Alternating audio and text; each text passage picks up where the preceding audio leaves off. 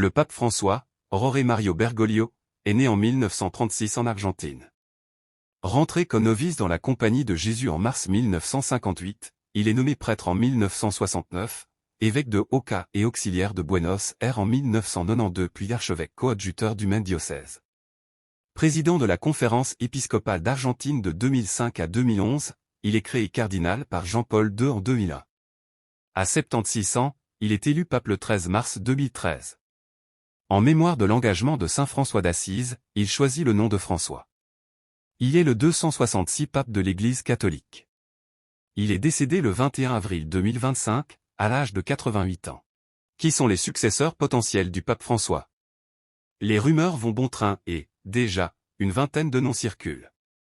Des 252 cardinaux encore en vie, 135 sont admissibles à devenir le prochain souverain pontife, puisqu'ils sont âgés de moins de 80 ans.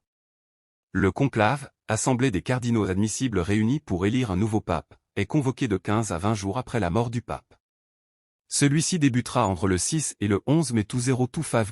A eu cours de l'histoire. La vaste majorité des papes ont été d'origine italienne. Jean-Paul II, élu en 1978, était toutefois d'origine polonaise. On suivit l'élection de l'Allemand Benoît XVI et celle de l'Argentin François. Qu'ils proviennent d'Italie, de France, des Philippines, du Ghana ou du Myanmar. Voici quelques cardinaux régulièrement présentés par les observateurs comme papabili, c'est-à-dire favoris pour succéder à François. Ailleurs sur Info, début du procès de Julie Dufour pour manœuvre électorale frauduleuse. Cependant, selon les experts, aucun des 5 cardinaux canadiens devrait être le prochain pape. Pietro Parolin est considéré comme l'un des principaux favoris à la succession du pape François. Il est secrétaire d'État et numéro 2 du Vatican depuis l'élection de François en 2013. Si Pietro Parolin n'a jamais été un activiste de première ligne sur les sujets polémiques comme la question de l'avortement et celle des droits des homosexuels, il a par le passé condamné la légalisation du mariage homosexuel dans de nombreux pays comme étant une défaite pour l'humanité. Il a eu un rôle clé dans la signature en 2018 d'un accord historique entre le Saint-Siège et la Chine sur les nominations d'évêques. Pier Battista Pizzaballa, italien, 60 ans. Fin connaisseur du Proche-Orient, ce franciscain et théologien italien parlant l'hébreu et l'anglais est arrivé à Jérusalem en 1990. En septembre 2023, il devient le premier patriarche de Jérusalem, la plus haute autorité catholique d'Orient en exercice à être créé cardinal. Un mois plus tard éclate la guerre entre le Hamas et Israël, avec ses répercussions dans la région. Ces multiples appels à la paix l'ont placé sur le devant de la scène. Peter, hongrois, 72 ans. En 2013, l'archevêque d'Esztergom-Budapest était déjà considéré comme un possible successeur à Benoît XVI. Le cardinal est perçu comme un candidat de compromis, soit un ecclésiastique conservateur qui a néanmoins su trouver des passerelles avec le progressisme du pape François. Fervent défenseur du dialogue avec les chrétiens orthodoxes, il accorde aussi une attention particulière à la communauté juive. Il affiche des vues très conservatrices, aussi bien concernant les divorcés remariés que les couples homosexuels. On lui a toutefois reproché son silence face aux dérives antidémocratiques du gouvernement de Viktor Orban. Jean-Marc Aveline, français, 66 ans né en Algérie en 1958 dans une famille d'immigrés espagnols, l'archevêque de Marseille est connu pour sa proximité idéologique.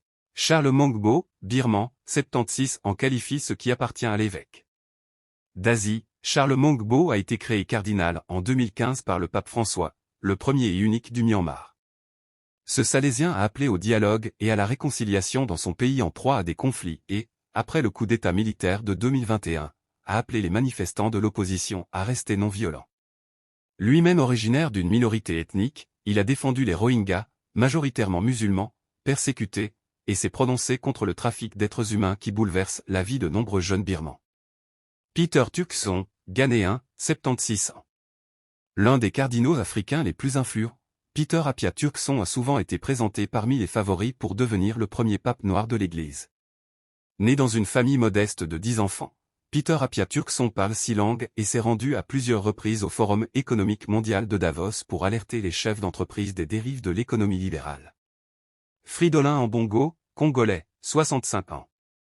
Voix puissante du mouvement pour la paix en République démocratique du Congo, un pays meurtri par des décennies de violence, Fridolin Ambongo, archevêque de Kinshasa depuis 2018 et cardinal depuis 2019, pourrait rassembler sur son nom des votes de cardinaux jugés conservateurs. Il avait en effet joint sa voix aux protestations soulevées par la publication en décembre 2023 par le Vatican du document Fiducia Supplicans, la confiance suppliante, ouvrant la voie aux bénédictions de couples de même sexe. Si la croissance de l'Église catholique était le seul indicateur de l'origine du prochain pape, il est presque certain que celui-ci serait africain. C'est en Afrique que la population catholique croît le plus rapidement au monde, représentant plus de la moitié de l'augmentation globale. Les chiffres les plus récents du Vatican montrent qu'en 2022, près de 20% des catholiques du monde vivaient sur le continent. Cela représente une croissance de 0,32% par rapport à l'année précédente, la plus forte de toutes les régions. En revanche, l'Europe a connu une baisse de 0,08% au cours de la même période. Et entre 1910 et 2010, elle a vu le nombre de catholiques chuter de plus de 63%, selon le Pew Research Center, basé aux États-Unis. La région, autrefois considérée comme le cœur du christianisme, est devenue l'une des plus laïques au monde. Et si l'Église catholique reste influente en Amérique latine, elle perd du terrain au profit du christianisme évangélique dans de nombreux pays. Une étude réalisée en 2022 par Latinobarometro dans 18 pays de la région a révélé que le nombre de personnes s'identifiant comme catholiques est passé de 70% en 2010 à 57% en 2020. Lorsque les cardinaux qui voteront pour le prochain pape, les cardinaux électeurs, se réuniront au Vatican pour choisir le successeur du pape François, l'origine du candidat devrait-elle être prise en compte dans leur décision? Le père Stan Chuilo, prêtre catholique nigérian et professeur associé à l'université de Pau, le pense.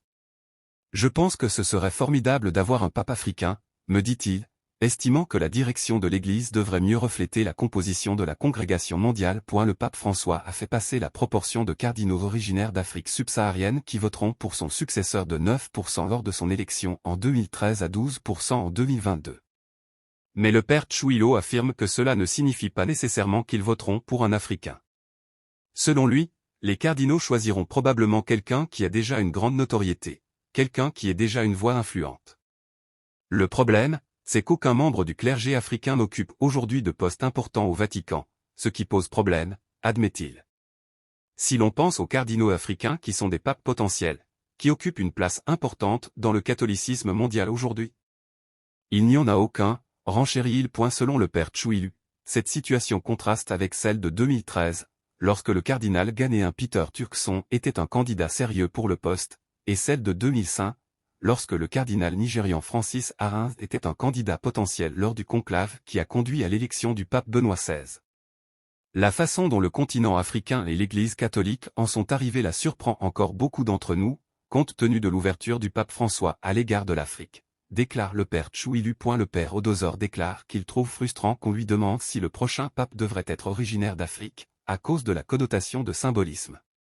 C'est comme si les gens disaient, d'accord, les Africains sont de plus en plus nombreux, alors pourquoi ne pas leur donner un pape? Selon lui, il faut faire davantage pour s'assurer que les questions qui touchent les fidèles en Afrique sont prises au sérieux par ceux qui détiennent le pouvoir au Vatican. Parfois, dit-il, on a l'impression que les Africains ne comptent pas, ou que leur foi est considérée comme un peu en dessous de la norme, ou contrefaite, et qu'elle ne doit pas être prise au sérieux. Lorsque les Africains ont l'impression que leurs problèmes ne sont pas abordés comme ils devraient l'être, les gens commencent à se demander si nous ne pouvons pas nous faire entendre ou voir que si nous avons notre propre homme au Vatican.